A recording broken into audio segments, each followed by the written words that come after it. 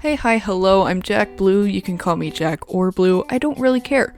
It's been a while. Welcome if you're new, and welcome back if you're not new. I appreciate you clicking on my video. I'm gonna start this off by saying I've had kind of a lot going on. I have a job now, I'm still in school, so I haven't had time to sit down and record a video like this yet. But also, I stopped using Clip Studio, so because I use my phone to draw now, it's really hard to record Speedpaints. I figured that out the hard way. I'll also say that none of my videos are scripted, so if it sounds like there's cuts anywhere in the audio, there probably are, because I like to talk, and at the same time, it's really hard to talk. This video, this Speedpaint, if you didn't read the title, I'm just drawing Kawa again. I made a fourth design for her because I plan to start recording a CVVC voice bank for her. If you don't know anything about Utao, that probably makes no sense to you. So go read an article about it or watch a video and learn more, because I suck at explaining things and I'm probably not the person that you should be watching if you want explanations on the other stuff I do. Anyways, let's get right into it. Alright, so I'm not going to mention the Ibis watermark. Everyone can see it. We are getting into my sketch, obviously. I don't show the base sketch because I literally just trace over reference images. But her outfit here, it's kind of a mixture of ideas that I've had, because her V3 design, she got her skirt back, and I was like, what if I just take the overalls and the weird skirt combo from her original design and just make it into overall dress thing. So I did. I gave her little friendship bracelets that are from Minako and Bubble, and you'll see that more when I color. She kept her boots, because it's Kawa. She's a boots girl. She likes getting in the mud and stuff, and you can't get in the mud and stuff and wear Converse like Minako. I'm really proud of the shapes that I ended up getting with her hair. I don't know what it is about it this time, but when I first sketched it up, it kind of reminded me of Adaman from Pokemon Legends, but I'm not mad about it, because he's cool. I give her glasses again, because I'm not changing that. And, her face hasn't changed much. Her nose looks a little different, but that's because I actually know how to draw hooked noses, kind of, now, versus every other time I've drawn her nose, I didn't know how to do that. So now her hooked nose is more prominent, but that's pretty much it for the sketch.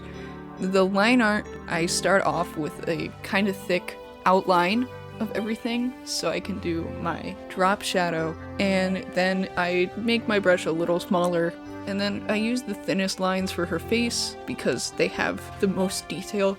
You will see in the line art, I didn't trace over her little boob lines, is what we'll call those, because I thought they looked weird. Her colors, which you'll see again in a second, are pretty basic.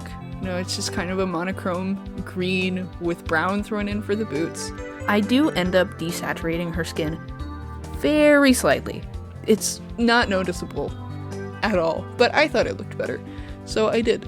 I do finally end up giving her freckles, because I keep forgetting to do that, and I don't know why, because I literally have a brush that gives me the freckles I get. It is really easy to do.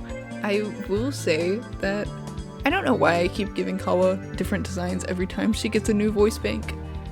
It's just kind of a reoccurring thing for her, but I also think this time it kind of fits because her voice will be changing a little bit, because I'm changing the pitch I record in for her bass pitch, which means I have to actually voice act this time when I record for her, so I have to figure that out. But that's not important. You probably clicked on this video because you said, ooh, cool art. Unless you're returning and you know about my Utao stuff.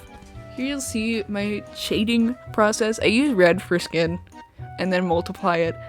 And if I have areas where I think this could use shading but it doesn't need the hard shading, or it already has shading but it needs hard shading too, I end up creating a separate clipped layer and make it 40% opacity, and then once I'm done doing all of that, I merge it with the previous shading layer, turn it on a multiply layer, turn the opacity down to 30, and then Gaussian blur it. I do the same thing with clothes and hair and literally every other spot that gets shading, just With every other spot, I use purple. Why purple? I don't know.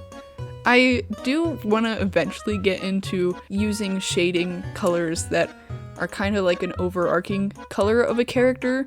So eventually, like, maybe use a green as a shading for Kawa. Because I do think when people do that, it looks really cool, and I like it, and I want to be able to do that too. I also want to learn gradient mapping, but that's a different thing, and I'll do that when I'm not on Ibis Paint. I also use, like, the textures in the little, like, image thing that Ibis has, and then I turn those on a multiply layer, turn the opacity down, merge them together, put them on all one layer, make that layer a multiply layer, and then turn the opacity down to 80%. With my line coloring, I take the darkest area of each section, make that color darker, and just color over my lines on a clipping layer because I don't want to fuck up my original line art. And it makes it easier for if I ever need to, like, color pick for a palette of a character, because I can just turn all my rendering stuff off and have base colors with, like, non-colored lines so I know where everything is.